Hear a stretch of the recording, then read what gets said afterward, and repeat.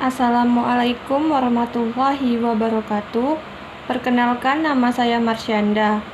Di sini saya akan membacakan materi tentang fikih azwajah. Fikih atau tata aturan dalam agama Islam tidak bisa dipisahkan dari umat Islam itu sendiri. Sampai sekarang, fikih masih hidup di tengah-tengah masyarakat Islam. Walaupun Indonesia bukan negara Islam, tapi aturan Islam yang termuat dalam fikih masih hidup atau diterapkan. Sebagai contoh, dalam aturan pernikahan, umat Islam menggunakan kodifikasi hukum Islam yang diakui oleh negara Indonesia.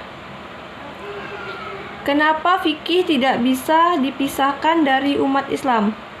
Karena 1. Fikih memiliki fondasi wahyu ilahi, yakni Al-Quran dan Sunnah atau hadis. Setiap mujtahid atau pembuat hukum Islam pasti menempatkan Al-Quran dan Sunnah sebagai sumber referensi utama. 2. Fikih bersifat universal, yang memiliki tuntunan hidup yang berhubungan dengan Tuhan, sosial, dan diri pribadi.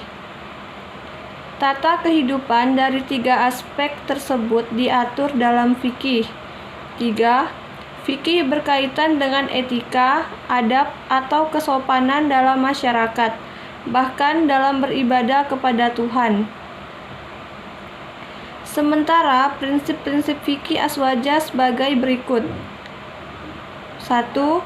Azwajah berpegang teguh pada Al-Quran dan hadis dengan menggunakan metode yang dapat dipertanggungjawabkan secara ilmiah. 2. Azwajah baru menggunakan akal setelah tidak ada nas yang jelas. 3. Azwajah dapat menerima perbedaan pendapat dalam menilai masalah yang memiliki dalil yang multi penafsiran.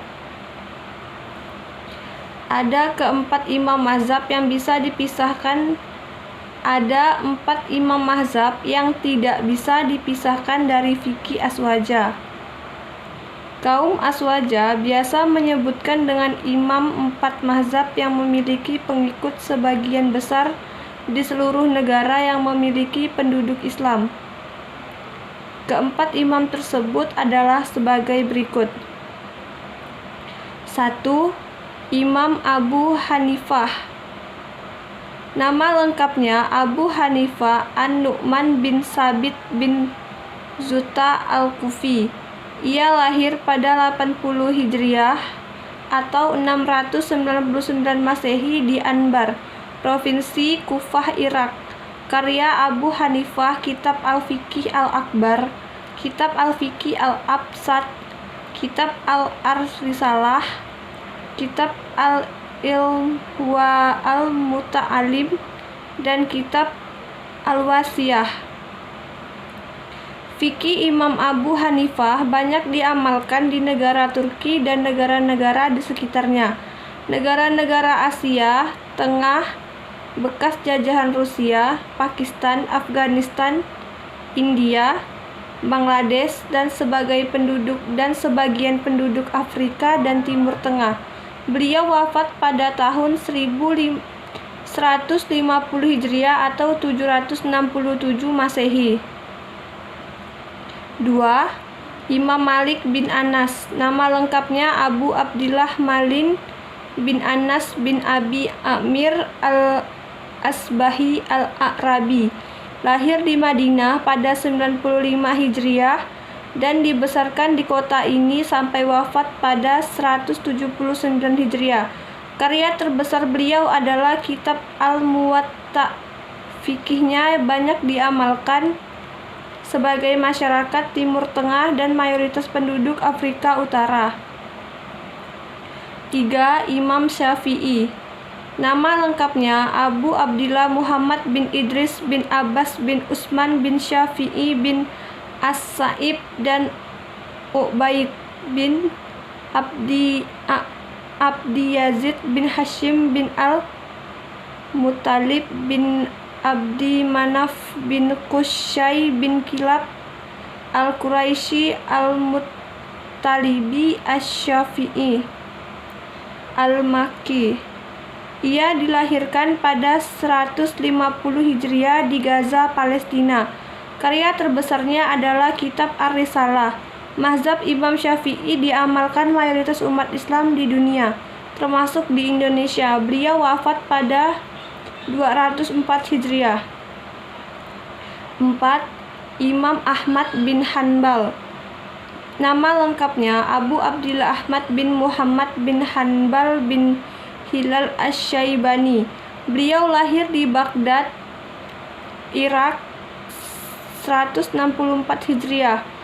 Fikih beliau banyak diikuti sebagian umat Islam di Timur Tengah. Beliau wafat 241 Hijriah. Dalam menetapkan sebuah fatwa untuk sebuah syariat terkait permasalahan umat, para ulama mazhab berpedoman pada sumber utama, yakni Al-Quran, hadis, ijma, dan qiyas.